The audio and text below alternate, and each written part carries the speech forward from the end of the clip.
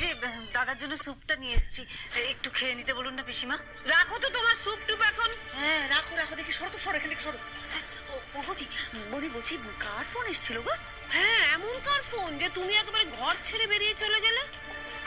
Phone মানে কি হলো, কি বলো না, কার ফোন এসেছিল? না মানে আমরা এইভাবে জানতে চাইছি কারণ ভাবছি যে সবাই ভালো টালো আছে তো। আমি বলছি গো, আমি বলছি ওই যে ওই তারা, ওই তারা বলে মেয়েটা ফোন করেছিল। হাত পা বেঁধে তাকে ধাক্কা দিয়ে জলে ফেলে দেওয়া। নাম ডাক, সবাই নাকি আপনাকে এক নামে চেনে। আপনি নাকি সবার সমস্যার একদম সমাধান করে দেন, সবার সঠিক বিচার করেন। আপনি তো ন্যায়ের প্রতিমূর্তি। আর আপনি মেয়েটার সাথে এরকম একটা অন্যায় করলেন। আপনি কি করে করতে পারলেন বলুন তো? আপনি ওর এমন একটা বিয়ে দিলেন যে বেচারিকে সেখান থেকে বাঁচতে শেষে পালিয়ে যেতে হলো। কেন মাঠান? বৌমা তো ঠিকই বলছে। এ কেমন বিচার করলাম আমি তারার সাথে। সত্যি তো অন্যায় হলো নির্দোষ মেয়েটার সঙ্গে। আপনি বুঝতে পারছেন? একটা মেয়ে গণবিবাহতে রাজি হয়েছে মানে তার নিশ্চয়ই কোনো না কোনো অসুবিধা ছিল। তাই তো সে গণবিবাহতে রাজি হয়েছে। তাই বলে কি তার ভালো ঘর ভালো বর পাওয়ার কোনো অধিকার নেই? আরে আপনি কি করে এরকম একটা খারাপ ছেলের সাথে তারা বিয়ে দিতে পারলেন বলুন? এমন একটা বিয়ে দিলেন যে তাদের মেয়েটার জীবনটাই নষ্ট হয়ে গেল। জীবনগুলো এলোমেলো, কিন্তু এতে সবচেয়ে বেশি ক্ষতি হলো তারার। তারার জন্য আমি তো কিছুই করতে পারলাম না, ওকে একলা ছেড়ে দিতে হলো। কেন আপনি এরকম একটা সংসার ওকে ঠেলে দিলেন? না, আপনাকে বলতে হবে, আপনি বলুন। বলতে হবে আপনাকে, বলুন। একদম সব জলের মতো পরিষ্কার হয়ে গেছে, সব প্রমাণ হয়ে গেছে। কাঁচকলা প্রমাণ হয়েছে।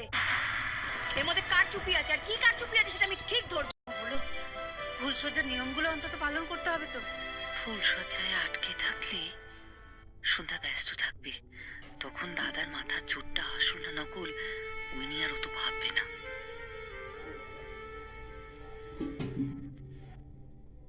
হ্যাঁ গো বৌদি, মেজো বৌদি কিন্তু ঠিক কথাই বলেছে। আজ তো মেয়েটার ফুলসজ্জা, ওকে তো আমাদের একটু সাজিয়ে দিতে হয়।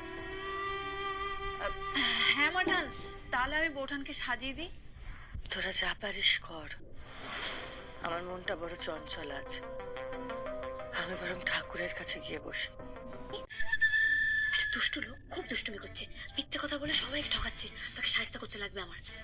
ও বুঝেছি বুঝেছি, তুমি আগের বারের মতো দুষ্টকে সাহায্য করবে। আমি কবে কাকে সাহায্য করেছিলাম? ঠিক আছে ঠিক আছে, অত তোমার ভাবতে হবে না। তুমি যে জিনিসগুলো কথা বললে আমি ঠিক ওগুলো জোগাড় করে রেখে দেবো। আচ্ছা, তুমি খুব ভালো গো, কিন্তু তুমি ওগুলো কোথায় পাবে? আগের বারের থেকে অনেকখানি বেঁচে গেছিল তো, সেটা তো আমার পড়ার ঘরের টেবিলের পেছনে একটা বাটিতে রাখা ছিল। তা আমি বের করে রেখে দেবো, তোমার কোনো চিন্তা নেই। আগের বার মানে? আরে ওসব কথা তুমি এখন ছাড়ো, তুমি কোনো চিন্তা করো না বৌদিদি। তুমি যে জিনিসটার কথা বললে আমি ঠিক ওগুলো বের করে রেখে দেবো। দেখো এখানে দাঁড়িয়ে দাঁড়িয়ে গল্প করছে। আচ্ছা সন্ধ্যা, এখানে শুধু কুটির আমাদের সাথে গল্প করলে চলবে? না, চলবে না। সাজগোজ করতে হবে।